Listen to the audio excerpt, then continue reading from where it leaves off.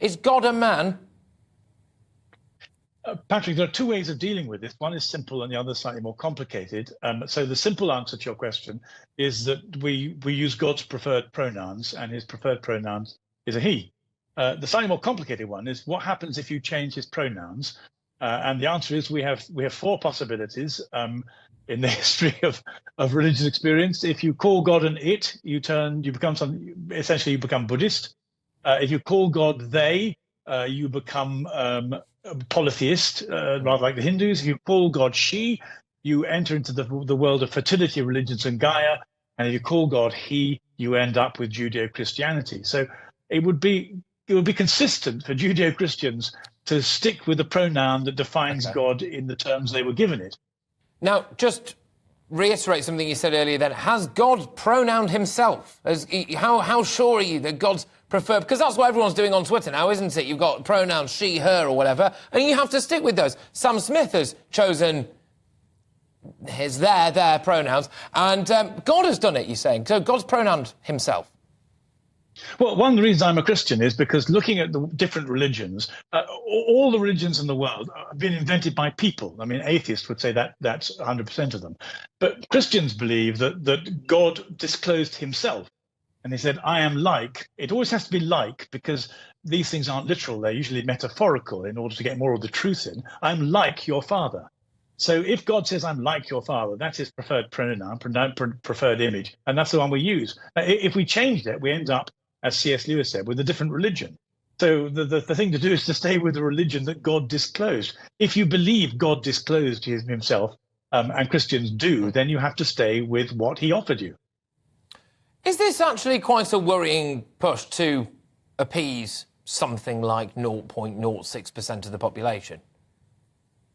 Well, the trouble with religion is when it goes bad, it ends up by being something that people make up. So you can either take the best religion, which is handed down to you, and you look at what's worked best, or you start making it up again all by yourself. And the problem with what's going on at the moment is people are cutting their roots with the past, and making up what appears to be most congenial to them. And it's not going to work. It never has worked. Well, again, one of the reasons of being a traditionalist is you use what has a good track record for working. So yes, you're quite right. This new impetus within the Church of England is a form of culturally attuned wokery, and it won't work. It'll become a different religion and then die out. How would the Lord's Prayer work? Well, it wouldn't, because one of the things that Jesus did was to say, being in the hands of God, having a relationship with God is like being cared for by your father. And so that you can get closest to God by talking to him as if he were your father. If you begin to change that to something else, it's a different image, a different picture, a different relationship with God.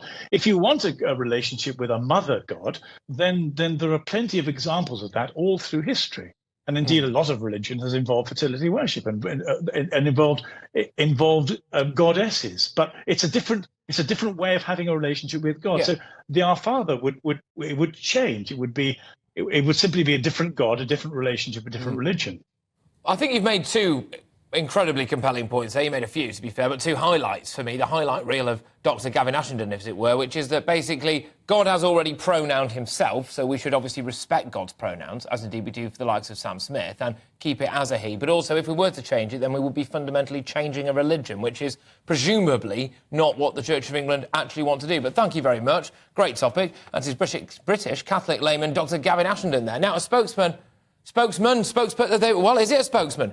Is it a spokesperson, an individual for the church? It might be AI for the Church of England. Said this is nothing new. Christians have recognised since ancient times that God is neither male or female. Yet the variety of ways of addressing and describing God found in Scripture has not always been reflected in our worship. There are absolutely no plans to abolish or substantially revise currently authorised liturgies. You can tell I'm not exactly an academic, can't you? And no such changes could be made without extensive legislation. So there we go. It looks as though God's own preferred pronouns are safe for the moment. But, hey, it's only a matter of time, isn't it, ladies and gentlemen? Right.